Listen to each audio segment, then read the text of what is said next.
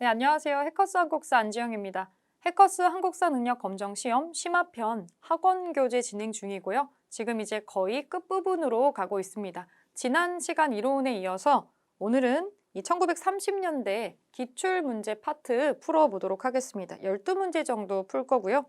자, 어떤 식으로 문제로 나오는지, 어떤 힌트가 나오고 무엇을 봐야 되는지에 집중하면서 문제 보겠습니다. 1번 보겠습니다. 밑줄근 시기에 시행된 일제의 정책으로 옳은 것은 지금 우리는 30년대로 분류된 문제를 풀고 있으니까 우리는 지금 이거를 풀지 않아도 다 알지만 여러분들은 그냥 문제 중에 하나로 시험에서는 보기 때문에 여기에 자료를 봤을 때 이것이 10년대, 20년대, 30년대, 40년대 중에서 어디인지를 알 수 있는 힌트에다가 표시를 하시는 게 좋겠죠. 이 자료가 하나 나와 있고요. 이 자료는 중일전쟁 이후, 여기 이게 힌트죠. 중일전쟁 이후입니다. 중일전쟁 이후면은 중일전쟁이 1937년이니까 이거 뒷부분에 나온다라는 거죠. 침략전쟁을 확대했었던 이 시기랍니다. 전쟁을 본격화하는 시기죠. 1930년대, 40년대 묶어서 우리가 민족 말살 통치 시기라고 했었어요. 그러면 민족 말살 통치 시기에 시행됐었던 일제 정책으로 옳은 거를 골라주면 되겠습니다. 하나씩 보기를 한번 보겠습니다. 요거는 지금 밑에 보니까 한국 신민 체조의 날을 정하고 전국 곳곳에서 강습회를 개최를 하고 있네요. 민족성을 말살하기 위해서 한국 신민이라고 하는 거를 이름을 달고 여러 가지를 했었어요. 체조 이름에다가 달았다라는 것도 일종의 생회 중에 하나겠죠. 자, 민족 말살로 맞는 거 한번 찾아보겠습니다. 회사령을 제정했다. 회사령을 지정하는 거는 제일 처음에 일제강점기 되자마자 있었던 거죠. 회사령. 이거 말고도 무슨 령, 무슨 령, 무슨 령이 되게 많았습니다. 1910년대니까 이거는 무단통치 시기네요. 더 앞으로 가야 되고 미스야 협정을 체결했다. 이거는 뭐냐면 1920년대 우리가 이제 만주나 이쪽 지역에서 무장투쟁 같은 걸 하게 되는데 이거를 뿌리를 뽑기 위해서 그 만주 지역을 돌아다니는 중국의 군벌이랑 협정을 맺은 거예요. 장자미임의 군대하고 협정을 맺어서 그 만주 지역에서 한국 독립군을 발견하거나 체포를 하게 되면 일본군에게 넘겨준다라는 협정이 되겠습니다. 그게 미스야 협정이고요. 요건 1920년대입니다. 1920년대로 넘어갈게요. 정확한 연도는 1925년입니다. 네, 막 외우진 않으셔도 되고요. 대략적으로 어느 시기에 들어가 있다 정도만 보시면 될 것 같아요. 경성제국대학을 설립하였다. 경성제국대학, 이거 문화통치 시기에 우리가 우리 돈으로 대학 세우려고 하니까 일본이 만들었던 거죠. 경성제국대학도 1920년대죠. 문화통치 시기입니다. 1920년대 문화통치 시기고 정확한 연도는 1926년쯤으로 보시면 될 것 같고 토지조사 사업을 실시하였다. 토지조사는 제일 먼저 하는 것 중에 하나입니다.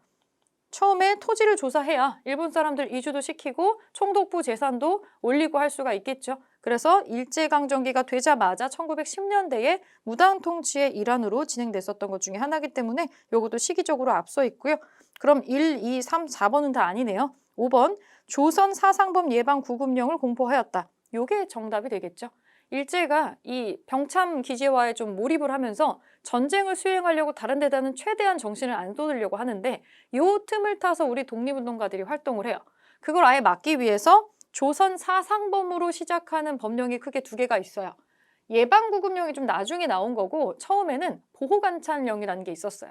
처음에 이제 감시를 하고 나중에는 그마저도 감시하는 단계보다도 또 더 나아가서 아직 아무것도 안 했는데 얘의 전력을 보니까 분명히 뭔가 할 것 같다. 그러면 미리 재판 없이 가두는 게 가능했다는, 지금으로 치면은 재정 자체가 어려운 법이라고 할 수 없는 것을 지금 공포를 해서 독립운동가들을 탄압하는 데 쓰고 있죠. 정답은 5번입니다. 5번으로 답 찾고 2번 내려갈게요. 다음 대화에 나타난 일제 정책이 시행된 시기의 모습으로 볼 수 있는 모습으로 적절한 거 한번 골라볼게요. 창씨개명 나옵니다. 창씨개명. 여러분들은 창씨개명이 보이고 국민징용령 이런 거 보이면 이거 민족 말살 정책 시기였구나. 1930년대 후반부로 넘어가야 되는 그 시기구나. 이렇게 생각하시면 됩니다. 1930년대, 40년대 전체를 묶어가지고 우리가 민족 말살이라고 부르기는 하는데 본격적으로 이름을 바꾸게 하고 그리고 국민징용, 그리고 징병 이런 거 나오는 거는 1937년에 중일전쟁 일어나고 나서 그 뒤부터예요. 그래서 옛날에 교과서나 이런 데에는 민족 말살 통치 시기로 다 묶진 않았고 이 민족 말살 통치이기는 한데 그 뒷부분의 전쟁 뒷부분 시기부터는 또 병참 기지화 정책이라고 따로 외운 적도 있었어요. 근데 지금은 덩어리는 다 민족 말살이고 그중에서 세부로 들어갔을 때 이렇게 병참 기지화가 나온다. 이렇게 테두리를 조금 나누고 들어가 있는 거죠. 자, 그러면 이 시기 일제 정책이 진행된 시기에 볼 수 있는 걸로 맞는 거 골라볼게요. 태형을 집행하는 헌병 경찰. 이 시기에 못 보죠? 더 앞선 시기입니다. 무단통치 시기예요. 태형. 조선 태형령이죠. 이거. 1910년대. 회사령을 공포하는 총독부의 관리. 회사령, 어업령, 산업령, 무슨 령. 맨 처음에 1910년대 무단통치 시기입니다. 암태도 소작 쟁의에 참여하는 농민. 이것도 볼 수 없어요. 이거는 문화통치라고 불리는 1920년대 일입니다. 여기서 농민운동, 노동운동, 뭐 학교 어쩌고 저쩌고 이런 거 나오는 게 이른바 당근을 조금 주려고 했었던 1920년대 일입니다. 요거 아니에요.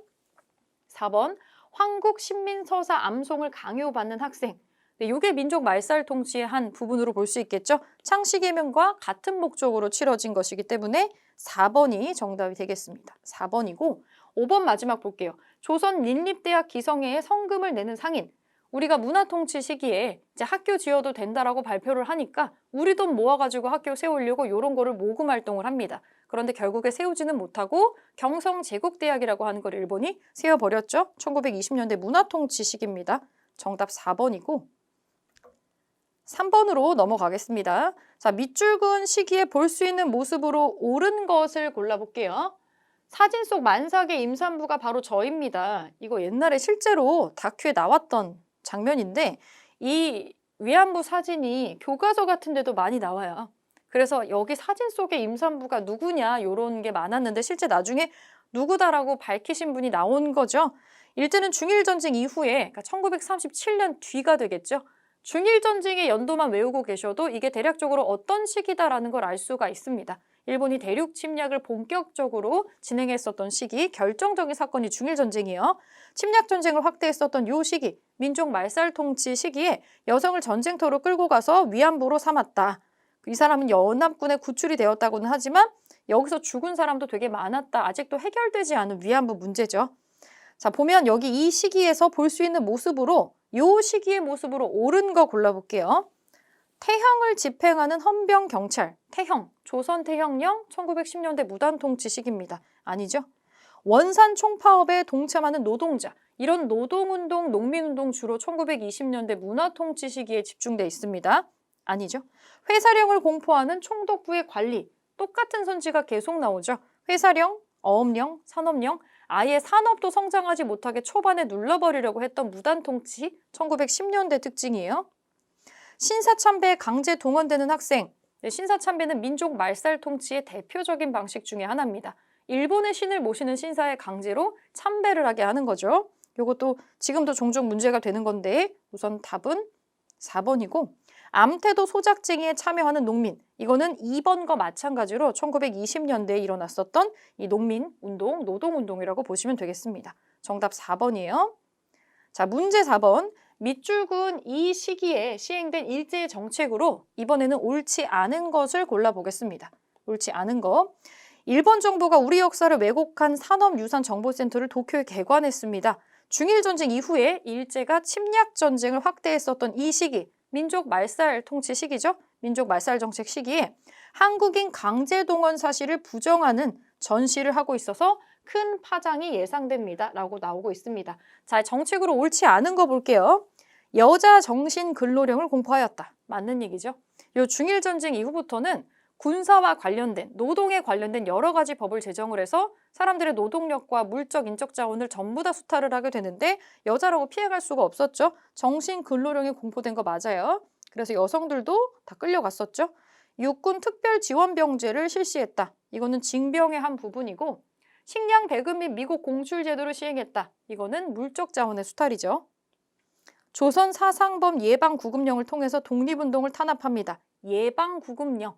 이미 뭐 아무것도 안 했는데 할 것 같다고 판단되는 독립운동가들을 미리 손발을 묶어놓을 수 있는 재판 없는 구금법입니다. 요것도 있었죠. 자, 5번. 기한 내에 소유지를 신고하게 하는 토지조사령을 제정하였다. 토지조사 사업이네요. 이거는 한참 앞에 있죠. 초반부의 식민통치의 일환이기 때문에 요거는 요 시기에 볼 수가 없는 이전 시기 모습입니다. 정답 5번이네요. 자, 페이지 넘어가서 5번 보겠습니다. 다음 두 의거를 일으킨 단체에 대한 설명으로 옳은 것은 사료가 나오네요. 오늘 아침 신년 관병식을 마치고 궁성으로 돌아가던 일왕의 행렬이 일본 왕의 행렬이 궁성 부근 앵전문 앞에 이르렀을 때 군중 가운데서 돌연 한인 한 명이 뛰어나와서 행렬을 향해 수류탄을 투척하였다. 누군지 아시겠죠? 이봉창 의사입니다. 도쿄에서 의거했었던 이봉창의 의거고요. 요거는 이봉창의 의거네요. 그냥 약칭으로 이라고 쓸게요. 일왕의 생일인 천장절 기념식장에 폭탄을 투척해서 다수의 일본 군부 및 정계 요인에게 부상을 입혔던 한인 윤 지사. 여기 윤 지사 나오죠? 일왕한테 던졌다는 게 아니고 일왕의 생일을 기념했었던 어떤 기념식장의 단상 위에다가 던진 겁니다. 이거는 이봉창의 의거 3개월 뒤에 진행됐었던 윤봉길 의사의 의거가 되겠죠. 이거는 윤봉길입니다. 이 두 분은 같은 단체에 소속이 되어 있어요. 한인 애국단입니다. 김구 선생이 대한민국 임시정부 아래에 창설을 했었던 1931년에 창단을 했었던 한인 애국단이고 1호 단원, 2호 단원입니다. 이 두 개의 사건은 3개월밖에 차이가 나지 않아요. 그래서 조금 더 충격적인 사건이었죠. 자, 한인 애국단에 대한 설명으로 옳은 것을 고르는 겁니다. 중일전쟁 발발 이후에 창설되었다. 이런 게 어려울 수 있는데 1930년대가 되자마자 만들거든요. 왜냐하면 그 이전에 1920년대에 처음에 임종 시작할 때는 굉장히 매끄럽게 진행이 잘 됐었는데 그 이승만, 대통령으로 선출됐었던 이승만이 위임 통치를 외국에다가 의뢰를 하려고 했었던 사건 때문에 와장창창 돼요. 국민대표회의 이게 또 결렬이 되면서 임종 필요 없는 거 아니야? 라는 사람들의 의문이 시작됐고 대거 이탈을 합니다. 대거 이탈하면서 이쪽으로 지원금도 안 들어오고 사람들도 안 오고 20년대 후반을 지나면서 상당히 임정의 활동이 축소돼요. 거의 폐허처럼.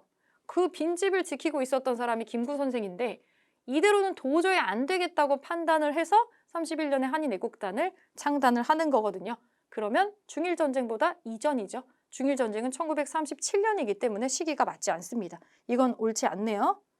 자, 김구의 주도로 상하이에서 조직된 게 맞죠. 이 임정의 청사가 상해에 있었으니까 요게 맞는 정답이 되겠습니다. 정답은 2번이고 나머지 오답들 보면 조선혁명선언을 활동 지침으로 한 거는 김원봉의 의열단입니다.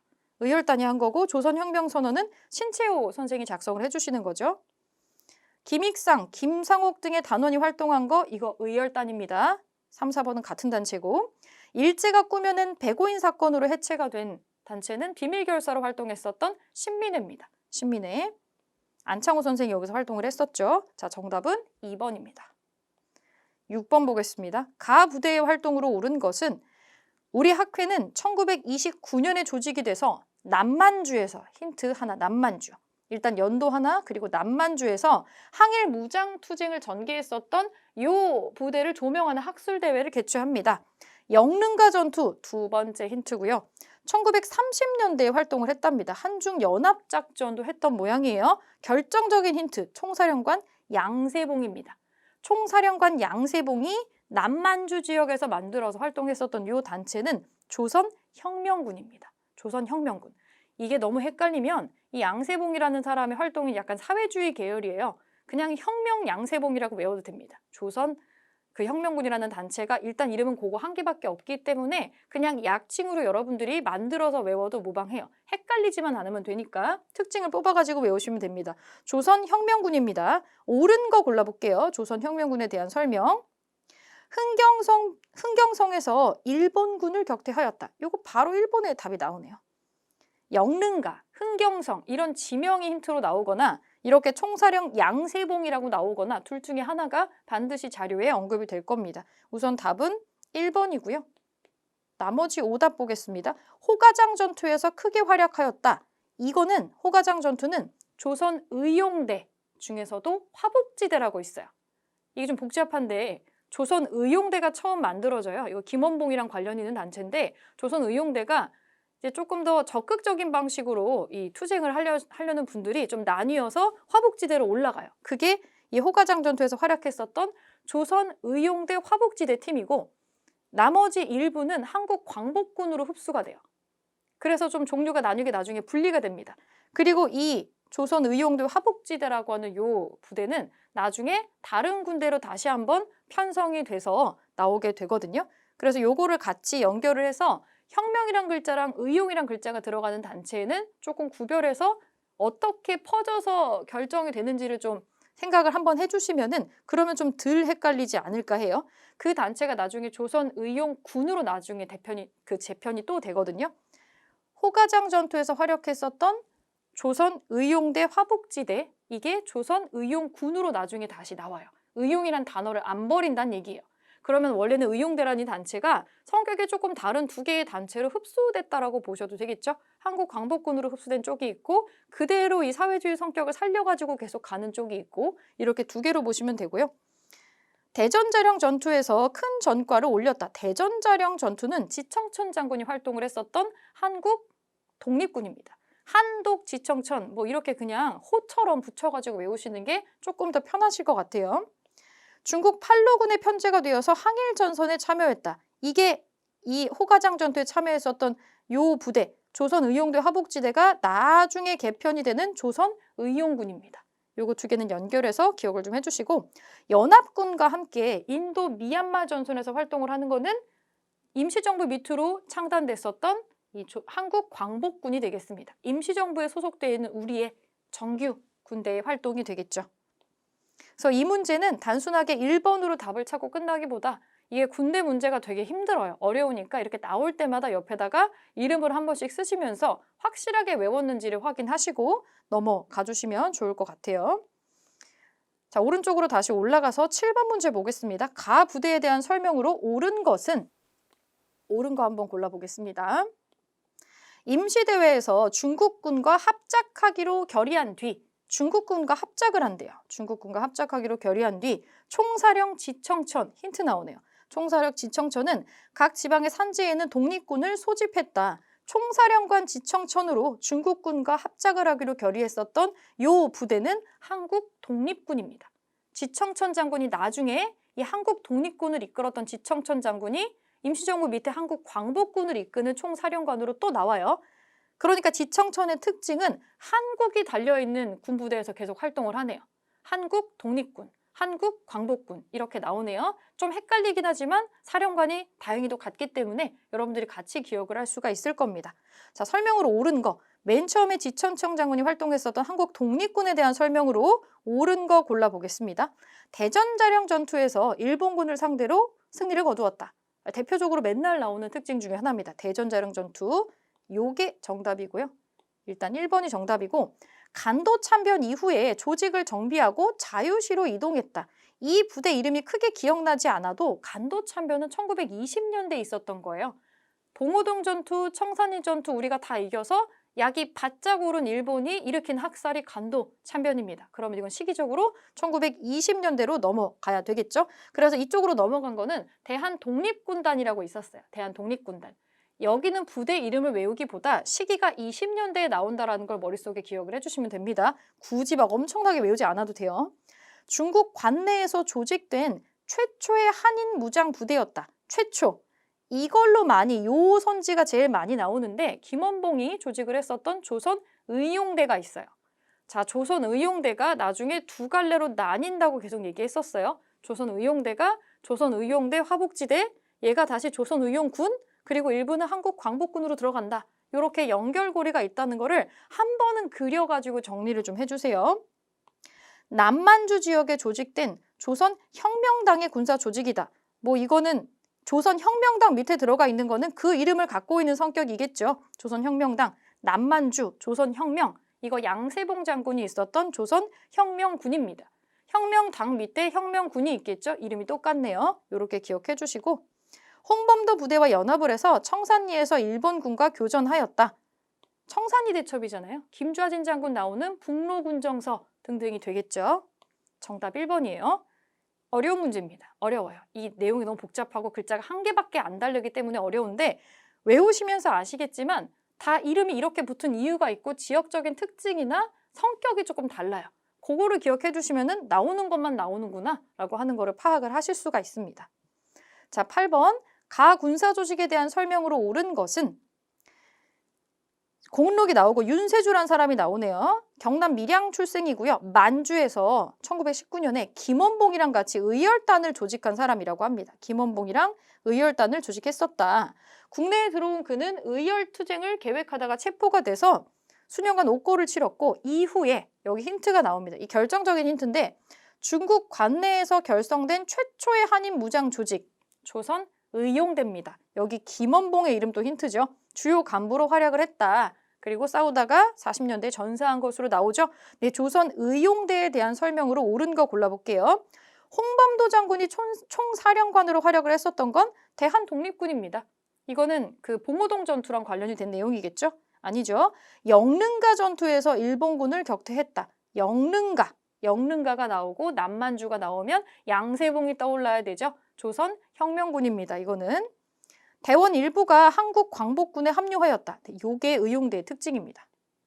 배점이 그렇게 높진 않지만 이 내용 모르면은 못 풀 수도 있는 문제예요. 조선 의용대가 일부가 광복군으로 들어가고 일부 원래 성격 가지고 있는 좀 괄괄한 쪽이 원래 성격대로 이 적극적인 무장투쟁을 하기 위해서 이름을 그대로 살리고 화북지역으로 이동해서 구별을 하기 위해서 화북지대라고 부르는 겁니다. 이렇게 구별해 주시고 도쿄에서 28 독립선언을 계획해서 했었던 거는 조선 청년 독립단입니다. 거기서 유학 갔었던 학생들이 28 독립선언서를 얘기를 하죠. 3.1운동이랑 연결되는 부분이고 이거는 뭐 시기적으로도 맞지가 않고요. 자, 상하이에서 대동단결 선언을 발표하는 거는 뭐 특정 단체라기보다는 신규식 선생 그리고 박은식 선생이 있겠습니다. 그렇게 찾고 지금 이 군사조직은 조선의용대의 특징 3번으로 찾겠습니다. 네, 다음 장 마지막 장 9번 보겠습니다. 가 부대에 대한 설명으로 옳은 것은 인도전선에서 힌트 인도전선에서 이 단체가 활동을 하고 있다. 이 부대가 활동을 하고 있고요. 영국군의 작전에 협조했다라고 나와요. 영국군의 작전에. 그리고 밑에 보니까 영국의 당국은 우리에게 깊은 신임을 보여주고 있고 한국 독립에 대해서도 동정을 아끼지 않고 있다. 충칭에 거주하고 있는 한국 청년 동지들이 인도에서의 공작에 다수 참여하기를 희망한다. 아직은 독립이 되지 않은 것 같고 영국군과 함께 어떤 전선에 나가 있습니다. 인도 전선에 나가 있네요. 네, 요 단체는 요 부대는 임시정부 밑에 창설이 됐었던 한국 광복군입니다.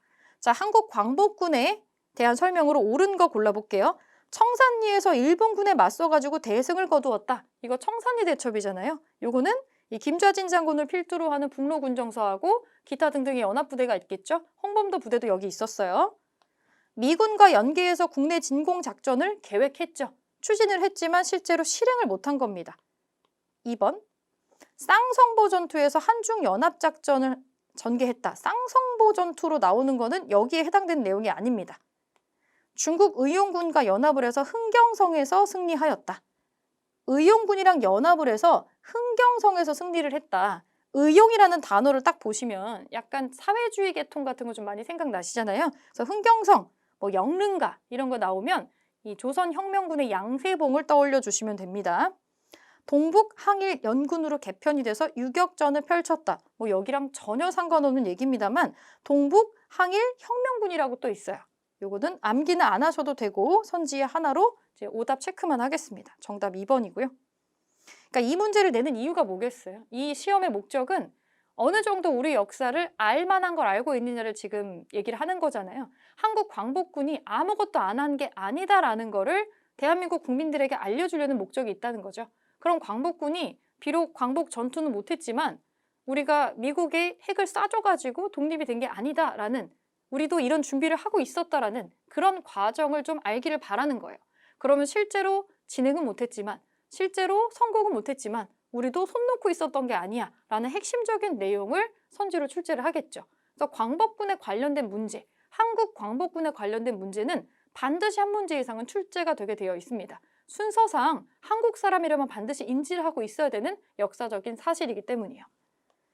자, 10번 보겠습니다. 교사의 질문에 대한 학생의 답변으로 옳은 것은 이 정부는 지도에 표시된 충칭으로 근거지를 옮기면서 한국 광복군을 창설했습니다. 이후 이 정부가 전개한 활동에 대해 말해볼까요? 요거 임시정부죠. 대한민국 임시정부입니다. 충칭으로 근거지를 옮기면서 한국 광복군을 창설합니다. 1940년입니다. 그래서 광복이 되기 한 5년쯤 전인데 우리도 본격적으로 이제 광복을 위한 최후의 전투를 준비를 하기 위해서 군대를 창설을 하는 거죠. 자, 이 뒤에 있는 걸로 옳은 거 고르는 겁니다. 청산리에서 일본군을 크게 격파했다. 청산리 대첩은 1920년입니다. 시기적으로 앞서 있죠. 해조신문을 발간해서 국권 회복에 힘썼어요. 사실 이거는 일제강점기 되기 직전입니다. 1908년쯤이에요. 연해주 지역에서 일어났던 활동이고 삼균주의를 기초로 하는 건국강령을 공포하였어요. 요게 맞죠? 이거 조소왕 선생이 건국강령 공포하는 건데 건국강령이라는 게 뭐예요? 나라를 세울 때 이 원칙에 맞춰서 하겠다라는 거잖아요. 삼균주의는 정치하고 경제하고 교육을 똑같이 균등하게 가져가겠다라는 거예요. 이 준비를 이제 하는 거죠. 일본의 폐색이 짙어지고 있어요. 머지않아서 일제가 패망할 것 같아요. 그럼 우리가 광복이 되겠죠. 광복이 되고 나서 그럼 이제 우리나라 어떻게 세울 건데 이 준비를 하려는 거예요. 그 준비를 충칭에 있었던 시절부터 진행을 하기 시작하는 겁니다. 그래서 3번이 요 이후의 활동으로 정답으로 맞겠죠. 3번이고 오산학교, 대성학교, 민족교육 전개하는 거 신민회의 활동입니다. 신민회가 해산된 거는 1910년대죠. 시기적으로 앞서 있어요. 이건 1910년 되기 직전의 일입니다. 임시사료 편찬회를 둬가지고 한일 관계 사료집을 간행하는 거 이거 임시정부 활동이 맞긴 한데 초창기의 활동이에요. 1919년에 만들어지자마자 했었던 활동입니다. 그래서 시기적으로 맞지가 않습니다. 정답은 3번이 되겠습니다. 자, 11번 보겠습니다. 밑줄근 시기에 있었던 사실로 옳은 것은 이것은 대한민국 임시정부가 대일선전포고를 하고 대일선전포고를 언제 했냐면 태평양 전쟁이 발발하고 나서 우리가 바로 해요. 태평양 전쟁이 1941년에 나오거든요. 1941년에 진행이 되고 그게 딱 되자마자 우리도 일본이랑 죽을 때까지 싸울 거야 라는 내용으로 대일선전포고를 하게 됩니다. 그리고 연합군 일원으로서 활동에 참여를 했죠. 1940년대에 40년, 정확히는 41년 뒤 시기가 되겠습니다. 이때 창설된 한인경위대의 사진입니다. 이 부대가 나중에 대일전선 동참을 위해 활동을 했더라. 요 시기에 있었던 사실이라면 이 충칭으로 정부를 옮기고 한국 광복군이 창설이 되었다. 이런 거를 기억을 좀 해주시면 될 것 같아요. 자, 옳은 거 골라보겠습니다. 한국 독립군이 쌍성보 전투에서 승리하였다. 이거 1930년대 이전으로 30년대로 넘어가야 되는 일입니다. 요거는 40년 이후에 벌어진 일이 아니어서 해당 사항이 없고요. 중국 군벌과 일제 사이에서 미스야 협정이 체결되었다. 이거는 1920년대 만주로 무장투쟁을 시작한 우리나라 독립운동가들을 탄압하기 위해서 드넓은 만주를 다 뒤질 수가 없으니까 결국에는 군벌하고 손을 잡거든요. 1925년쯤의 일이고 이미 1920년에 봉오동 전투라던가 청산리 전투에서 일본이 이제 깨박살이 났어요. 그래서 여기 독이 바짝 올라서 이걸 어떻게든 수습을 해보려고 했는데 드넓은 만주나 간도 일대를 다 뒤질 수가 없었기 때문에 이런 협정까지 체결을 했던 겁니다. 일단 시기적으로 한참 앞서 있죠. 독립운동의 방략을 논의하고자 국민대표회의가 개최되었다. 1923년입니다. 이거 초대 대통령으로 선출됐었던 이승만이 유엔에 우리의 위임 통치를 개인적으로 의뢰했다라고 하는 그 내용이 발표가 좀 뒤늦게 되면서 일대 혼란이 와요. 난리가 났었죠. 신채호 선생이 진짜 한 말인지는 아직 역사적으로 정확히 확인됐다고 하기 어렵지만 누군가 이런 말도 하죠. 이완용은 있는 나라를 팔았지만 이승만은 없는 나라를 팔았다. 이러면서 사람들이 굉장히 격분을 하게 되고 이탈하는 사람이 많아졌어요. 임시정부라는 이 정부의 의의는 뭐였냐면 어쨌거나 우리가 성격이 조금 다른 독립운동가들이 있잖아요. 민족주의 전선, 사회주의 전선, 여러 가지 전선이 있는데 우리가 같은 바구니에 들어가가지고 처음 만든 공동의 단체가 이제 대한민국 임시정부였는데 이게 다시 와장창 깨진 거죠.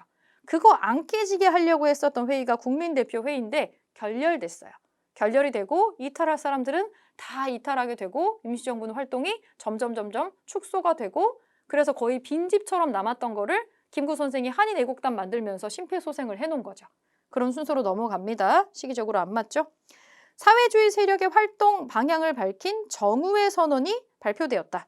정우회 선언, 이거 사회주의 세력이 뭐라고 발표한 거냐면 요게 1926년인데 여러분 60만세 운동 기억나시죠? 순종의 인산일에 일어났었던 요게 사회주의하고 민족주의하고 같이 하려고 했었던, 그래서 어떤 희망을 봤어요. 우리가 종류가 좀 다른 독립운동가들인데 같이 들어갈 수도 있겠다라고 하는 어떤 연합의 희망을 발견했었던 게 바로 60만세 운동이고, 그래서 이 사건을 겪으면서 이 사회주의 세력이 발표를 한 거예요.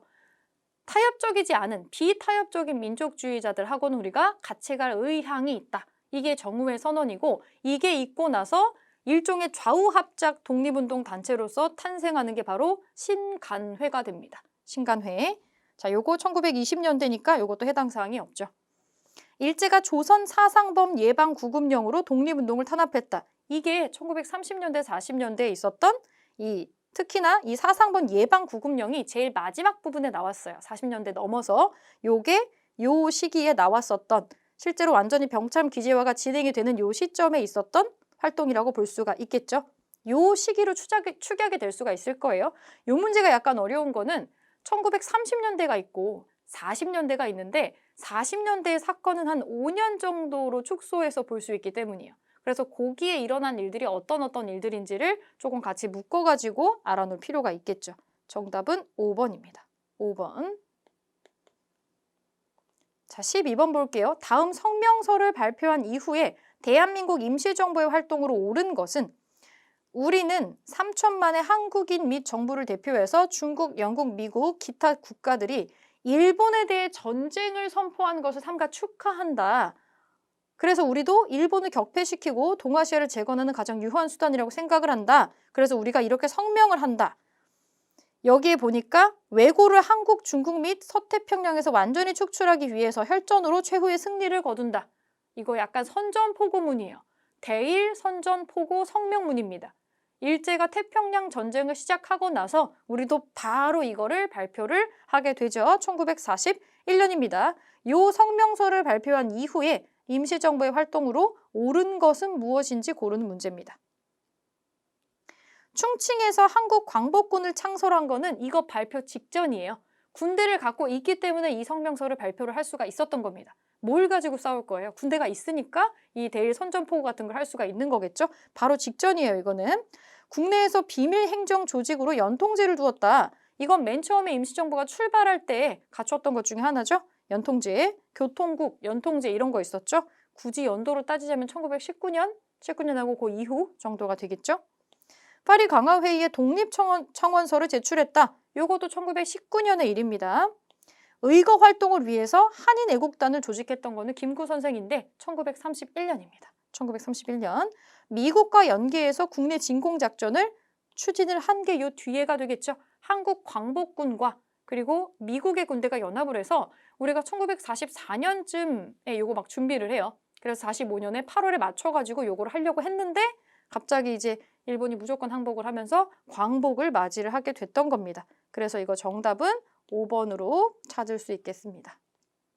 네, 여기까지 12개 문제를 정리를 해봤는데 1930년대 문제는 다른 부분이 어려운 게 아니고 정책도 사실 막 그렇게 크게 많이 나오진 않아요. 제일 어려운 게 이 부대, 어떤 단체와 그 부대의 활동과 지역에 관련된 문제가 조금 어려운데, 왜냐면 이름이 너무 비슷한 것들이 많아서 주로 이 부대에서 활동했었던 사람과 그리고 활약을 했었던 전투에 대한 어떤 내용, 요게 연결해서 많이 나오니까 요거는 그렇게 생각보다 그렇게 많지는 않아요. 여러분들이 한번 손으로 그려가면서 어디랑 어떤 단체와 어떤 부대와 그리고 대표자가 누군지를 한번 정리를 해보시고 문제마다 메모하면서 풀어보시면 될 것 같습니다.